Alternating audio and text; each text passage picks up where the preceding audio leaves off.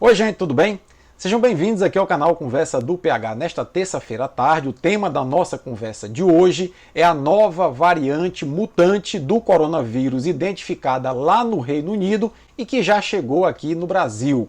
Ontem, o Instituto Adolfo Lutz informou que 2 casos foram confirmados com a nova variante desse coronavírus, a nova variante mutante no estado de São Paulo.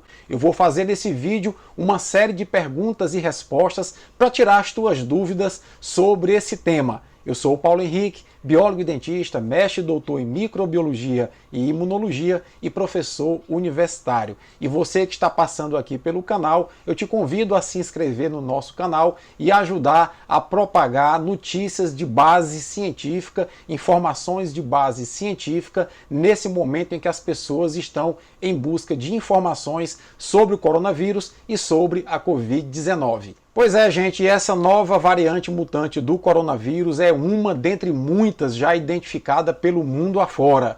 Ela foi identificada lá no Reino Unido ainda em setembro de 2019 e foi batizada de B117. O primeiro-ministro Boris Johnson já vinha alertando da importância de se conter o espalhamento dessa variante, porque ela tinha, segundo os estudos, uma capacidade infecciosa maior do que a atual variante que circula pelo mundo. Segundo o primeiro-ministro Boris Johnson, essa variante mutante teria uma capacidade infecciosa de até 70% a mais do que a atual variante que circula pelo mundo. E no sábado, o primeiro-ministro britânico fez um pronunciamento ao Reino Unido, um pronunciamento em cadeia nacional, e uma parte desse pronunciamento particularmente me chamou a atenção. Acompanha aí.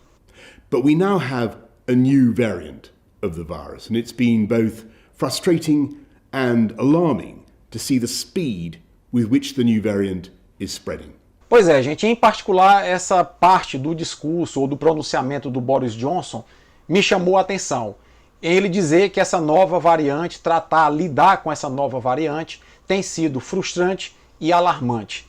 Frustrante porque, na concepção dele, o Reino Unido foi o país pioneiro na imunização e eles achavam que a imunização poderia já representar o início do fim do sofrimento com a Covid-19. Então, há uma grande frustração no Reino Unido, mas essa frustração ela vai cedendo lugar à esperança na medida em que eles forem avançando na imunização das pessoas. E alarmante porque o Reino Unido está há 7 dias consecutivos batendo recorde do número de novos casos da doença graças a essa variante mutante. O Reino Unido está há 7 dias seguidos com mais de 50 mil novos casos de Covid-19 e os hospitais já estão de novo ficando lotados de pessoas com Covid-19. Daí a situação lá para o primeiro-ministro ser alarmante. Essa nova variante mutante lá do Reino Unido já está identificada em mais de 30 países, inclusive aqui no Brasil chegou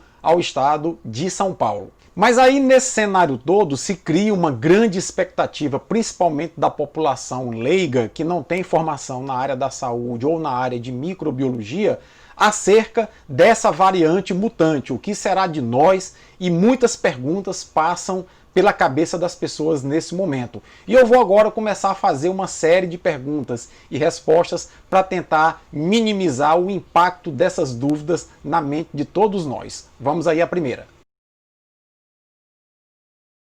Gente, tecnicamente falando, uma mutação nada mais é do que uma alteração no material genético de um organismo.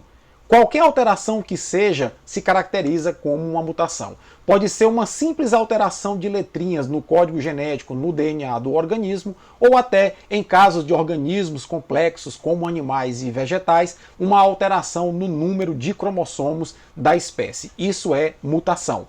Agora, calma lá. As mutações elas não têm o poder de conferir superpoderes aos organismos, muito ao contrário. A mutação ela nada mais é do que um erro na cópia do material genético durante a reprodução. Ou seja, qualquer organismo precisa se reproduzir e na hora do organismo se reproduzir, ele tem que fazer uma cópia do seu material genético para passar esse material genético ao descendente. Na hora de fazer essa cópia, se ocorrer algum erro, ocorreu uma mutação. Qual é a lógica, portanto? Quanto mais se reproduzir um organismo, mais sujeito ele está, nesse momento de copiar o seu material genético, a sofrer uma mutação. Então, por exemplo, se nós compararmos nós seres humanos com os vírus, nós seres humanos ao longo da vida temos 1, 2, 3 filhos, por exemplo, na média.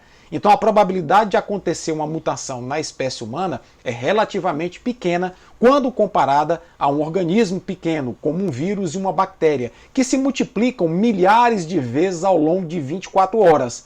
Portanto, quanto maior a capacidade de multiplicação, a velocidade de multiplicação de um organismo, mais cópias do material genético ele tem que fazer e maiores são as chances de ocorrer uma mutação. Entretanto, as mutações elas não são algo desejável para o organismo, porque o desejável é o organismo passar para os seus descendentes as suas características, e a mutação pode alterar essas características. Então a natureza trata de barrar as mutações. Em organismos complexos como nós, seres humanos, quando acontece uma mutação, ou a mulher aborta o filho, ou o filho após o nascimento morre algumas horas depois, alguns dias depois, ou então quando ele atinge a idade de maturidade sexual, ele fica infértil, ou seja, são mecanismos que a natureza cria para que o organismo mutante não passe aquela característica mutante para os descendentes. Porque, na grande maioria das vezes, as mutações são deletérias, ou seja, as mutações comprometem o bom desempenho do organismo. Nos organismos mais simples, como vírus e bactérias, que se reproduzem muito mais, eu acabei de dizer que a probabilidade deles sofrerem mutação é bem maior. E como eles são organismos mais simples, menos complexos, essas mutações podem, algumas vezes, trazer benefícios evolutivos para esses organismos. Não é uma regra. Na grande maioria das vezes, as mutações em micro-organismos não trazem benefícios para eles, mas em algumas vezes, em função da grande quantidade de reprodução que eles fazem e da grande quantidade de mutações que eles sofrem em comparação a nós, organismos complexos, essas mutações podem sim trazer algum benefício. Então calma lá, muito cuidado, mutação normalmente não traz superpoderes aos organismos. Isso acontece basicamente na ficção, como no filme dos X-Men. Bom, no caso atual da variante mutante do novo coronavírus, o que mudou nesse organismo que já foi identificado pelos cientistas lá no Reino Unido? Vocês lembram que o coronavírus ele é recoberto por uma série de espinhos, chamada proteína spike ou proteína S. É com essa proteína spike que o coronavírus reconhece uma outra proteína do nosso corpo, chamada proteína ECA2 ou em inglês ACE2. Quando as duas proteínas se ligam, abre-se uma janelinha na membrana de nossa célula e o coronavírus consegue injetar o seu material genético dentro das nossas células e esse material genético vai utilizar o maquinário de nossas células para se reproduzir. A mutação verificada lá no Reino Unido é exatamente uma mutação nessa proteína S, nessa proteína spike. É como se a proteína S original do coronavírus tivesse dois ganchinhos para ajudar na ligação com a proteína ECA2 de nossas células.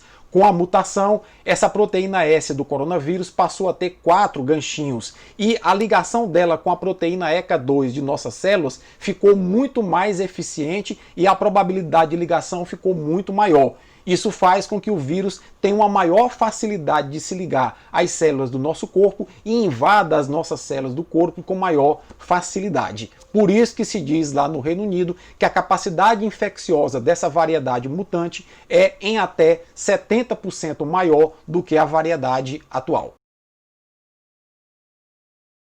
Não se sabe ainda se o vírus com essa mutação ficou mais forte. Se sabe que o vírus com essa mutação ganhou adaptações na proteína S que tornam a ligação com as nossas células mais fácil, mais provável. Com isso, ele ficou mais infeccioso. Mas não se sabe até o momento se, uma vez dentro da célula, esse vírus será capaz de induzir uma resposta mais agressiva no nosso organismo. Ou seja, traduzindo, se ele vai causar uma Covid-19 mais grave do que o atual provoca.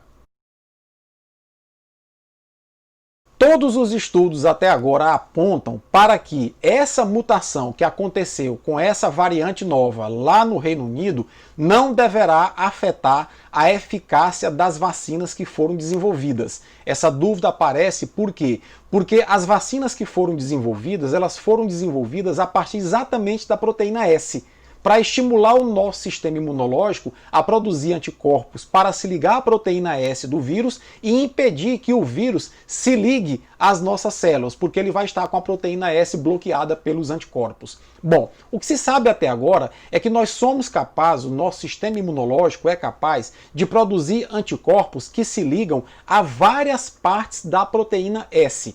Com isso, as vacinas é muito provável que continuem a ter a mesma eficácia em relação à variedade anterior. É muito provável que daqui a algum tempo, as mutações se acumulando no coronavírus, ele passe a ter um perfil muito diferente do atual e aí será necessário que as vacinas sejam ajustadas para continuar a ter a mesma eficácia. Algo mais ou menos que acontece hoje com a gripe sazonal.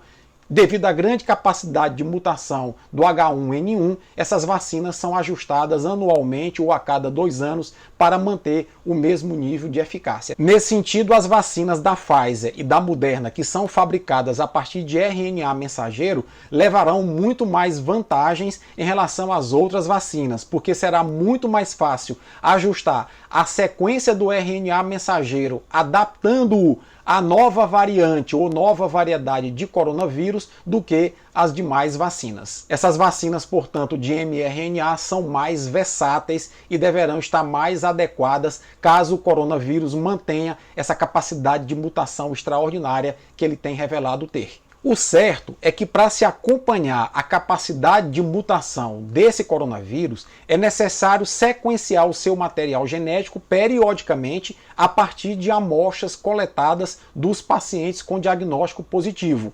Eu vou te dar um exemplo. O Brasil já sequenciou até agora algo em torno de 2.200 amostras. Parece muito, mas isso representa apenas 1,6% do que o Reino Unido, por exemplo, já sequenciou. O Reino Unido já sequenciou mais de 135 mil amostras de Covid-19, de coronavírus, extraído de pacientes com Covid-19, para saber e mapear as mutações. Foi a partir de um sequenciamento desse que eles identificaram essa nova variante mutante e alertaram não só a população interna, como o mundo inteiro. O Reino Unido já está decretando o seu terceiro lockdown e esse lockdown de agora, segundo o primeiro-ministro Boris Johnson, deverá ir no mínimo até o mês de fevereiro, podendo se estender até o mês de março. Ou seja, é um lockdown muito severo e longo. Inclusive as escolas foram fechadas novamente lá no Reino Unido. E aí eu gostaria que vocês entendessem, depois de tudo isso que eu falei, a seguinte lógica. Quanto mais o vírus se espalha, mais o vírus se reproduz. Quanto mais ele se reproduz, maior é a probabilidade de, na hora de copiar o seu material genético na reprodução, essa cópia ter alguma falha, ou seja, ter uma mutação. E quanto mais mutação ele sofre, maior a probabilidade de uma dessas mutações tornar o vírus mais adaptado. Dessa vez, a mutação tornou o vírus mais adaptado a invadir as células humanas, ou seja, tornou o vírus mais infeccioso. Pode ser que de uma próxima vez a mutação torne ele mais virulento, ou seja, ele mais agressivo. Então daí a estratégia de diminuir a circulação das pessoas, de fazer o lockdown para diminuir a velocidade com a qual o vírus se multiplica, para minimizar a probabilidade de mutação até pelo menos a vacina ter atingido a maior parte da população. Porque quando a maior parte da população estiver imunizada ou através da doença curada ou através da vacina, o vírus vai se multiplicar muito menos, a sua capacidade de mutação vai ser também bastante reduzida e nós poderemos voltar a ter um convívio relativamente normal. Na minha opinião e na opinião também da Organização Mundial da Saúde, nós não voltaremos a ter mais a vida que nós tínhamos antes. Se esse vírus mantiver essa capacidade de multiplicação que ele tem, ele vai manter uma capacidade de mutação também bastante elevada e é muito provável que a gente vá conviver os próximos anos com esse vírus, talvez as próximas décadas, tomando vacina periodicamente para conter a sua expansão. Sobre as vacinas, eu quero finalizar dizendo o seguinte: não adianta você correr para se imunizar sozinho.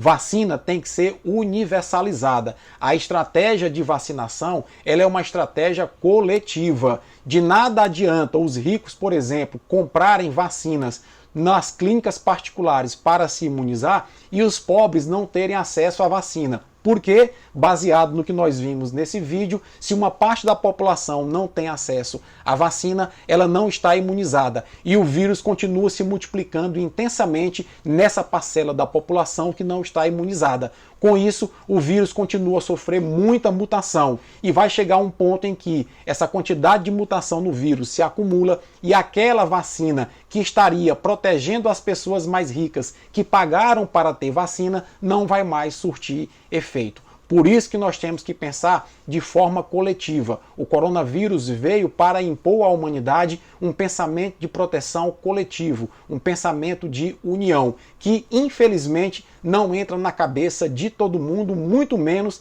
na cabeça de alguns governantes acéfalos que nós temos em nosso país. Se você gostou desse vídeo, não deixa de curtir, de comentar, compartilhe essas informações que são muito importantes para acalmar as pessoas em relação a essa nova variante de Covid-19. Fundamentalmente, é importante também que com esse vídeo você se conscientize de que é mantendo o distanciamento social, higienizando as mãos e utilizando máscaras que nós vamos conter o espalhamento do vírus, consequentemente nós vamos diminuir a capacidade reprodutiva dele e consequentemente vamos reduzir as mutações que porventura possam ocorrer, tornando esse vírus mais adaptado a infectar pessoas e tornando esse vírus, quem sabe, até mais poderoso em causar doença mais grave. Forte abraço e até a próxima.